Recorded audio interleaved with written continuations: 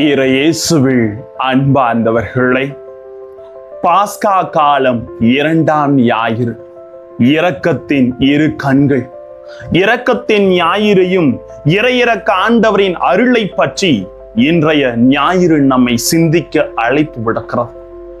இரக்கம் மிகுந்த கண்களை உற்று நோக்கி இரக்கத்தோடு செயல்பட்டவர் நம் ஆண்டவர் இயேசு கிறிஸ்து. ஆகவே தான் புனித அன்னை தெரசா சொன்னது போல, நாம் அனைவரும் இரக்கத்தான் பிறந்தோம், அதுவரை இரக்கத்தோடு இருப்போம் என்ற முழு முதலை ஆண்டவர் இயேசு தனது வாழ்விலே நாம் அனைவரும் முழுமையாக அவரை அறிந்து கொண்டு செயலாக்கப்பட அருள் கூர்ந்து அழைக்கின்றார். இரக்கத்தின் ஞாயிறுகளே, இந்த இரக்கத்தின் மேன்மையை பற்றி வார்த்தையோடு பயணம் செய்து அறிந்து கொள்ளலாம். வாங்க. Praise the Lord.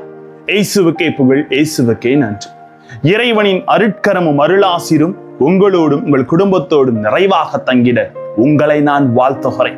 அன்பில் இனியவர்களே, இரக்கத்தின் இரு கண்கள் நம் ஆண்டவர் இயேசு என்பதை நாம் அனைவரும் அறிந்து கொள்ள வேண்டும்.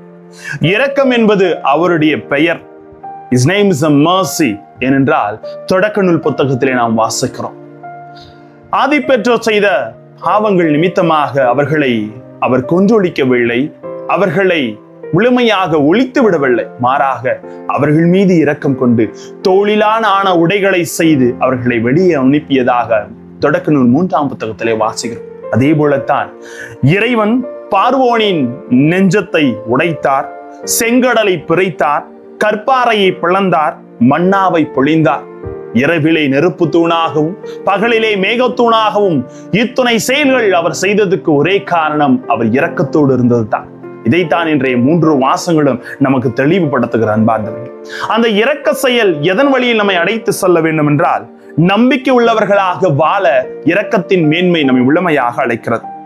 எல்லாவற்றையும் மறந்த இஸ்ரேல் மக்கள் துன்ப காலத்தில் முணுமுணுத்தனர், அவநம்பிக்கைப்பட்டனர். அப்போது புற்றுகளிலிருந்து கொள்ளிவாய் பாம்புகள் புறப்பட்டு முணுமுணுத்தவர்களை கடித்தன.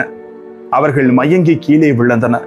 புதிய ஏற்பாட்டிலே சக்கரியாவை நோக்கி வானதூதர், உன் மனைவி எலிசபெத் அம்மாள் மகன் ஒருவனை பெற்றெடுப்பாள் என்றார். சக்கரியாவோ தூதரின் வார்த்தையின் நம்பிக்கை வைக்க மறுத்து, தானும் தன் மனைவியும் கிழவனுமாகி விட்டோமே, கிழவியும் கிழவனுமாக இருக்கிறோமே என்று சொன்ன பொழுது அந்த குழந்தை பிறக்கும் வரையிலும் அவர் வாய் கட்டுண்டவராக இருக்கிறார். இறைவனின் வார்த்தை மீது நம்பிக்கை வைத்த மறுத்த சக்கரியாவின் நாவோ யோவான் பிறக்கும் வரை கட்டுண்டிருத்ததை நற்செய்தியில் படிக்கிறோம். லூக்கா 1:5-20 வரை. இன்றைய நற்செய்தியில் நாம் மாபெரும் ஒரு விசுவாசம் இல்லாத, ஒரு நம்பிக்கை இல்லாத ஒருவரை சந்திக்கின்றார். அவர் யார்? அவர் தான் தோமா. அவர் இயேசுவோடு 3 ஆண்டுகள் ஒன்றாக வாழ்ந்தார். இயேசு தனது உயிர்ப்பை குறித்து கூறிய அனைத்தையும் கேட்டு கொண்டிருந்தவர். இந்த ஆலயத்தை இடித்து போடுங்கள், இதை 3 நாளில் திரும்ப கட்டுகிறேன் என்று இயேசு கூறியதை கேட்டுக் கொண்டிருந்த தோமா, ஆனால் உண்மையிலே இயேசு உயிர்த்த போது இயேசு உயிர்த்ததை தோமா நம்பவில்லை. அதனால் தான் இயேசு அவரை பார்த்து ஐயம் தவிர்த்து நம்பிக்கை கொள் என்ற இந்த நற்செய்தியில் யோவான் 20:27 சொல்லுகிறார். ஆம், தோமா ஒரு மாபெரும் நம்பிக்கையற்ற மனிதராக, ஆனால் அவரை எந்த பாம்பும் கடிக்கவில்லை, அவரை யாரும் ஊமையாக்கவில்லை. மாறாக இயேசு தோமாவின் அவநம்பிக்கையை நீக்க அவருக்கு காட்சியளித்து, நீரே என் ஆண்டவர், நீரே என் கடவுள் என்று அவர் சொல்லும் அளவுக்கு அவருக்கு இயேசு பெருமான் அருள் புரிகின்றார். இந்த நிகழ்ச்சியின் வழியாக உயிர்த்த கிறிஸ்து நமக்கு கொடுத்த நற்செய்தி என்ன?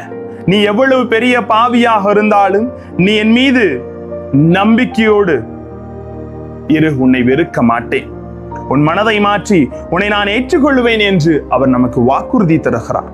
கடவுள் பாவிகளை வெறுப்பதில்லை, அவர்கள்தான் அவர் அதிகம் அன்பு செய்கிறார். இந்த உண்மை நம் அனைவருக்கும் அவர் எடுத்து சொல்லுகிறார். பாவிகளாகிய நாம் மனம் திரும்ப அவர் நமக்கு முழுமையாக வழிகாட்டியாக இருக்கிறார். உண்மையில் இயேசு உயிர்த்து விட்டார்.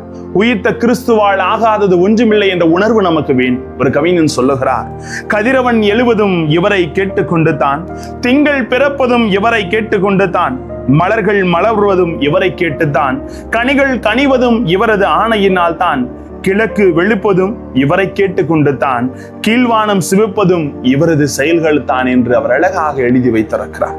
பிறப்பு, இறப்பு, ஆரம்பம், முடிவு இவற்றில் எதுவும் இயேசுவின் ஆற்றலுக்கு அப்பாற்பட்டவை அல்ல என்று நாம் உண்மையிலேயே நம்பினால் ஏன் தினம் தினம் இவரை நாம் நினைப்பதில்லை? ஏன் தினம் தினம் அவரை பார்த்து ஜெபிப்பதில்லை? ஏன் தினம் தினம் அவரை தேடி அலைவதில்லை?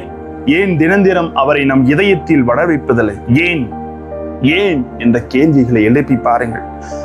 அறிந்தோ அறியாமலோ, உணர்ந்தோ உணராமலோ நமக்குள் நாம் வளர்த்து வரும் அவநம்பிக்கை அனைத்திற்கும் காரணம்.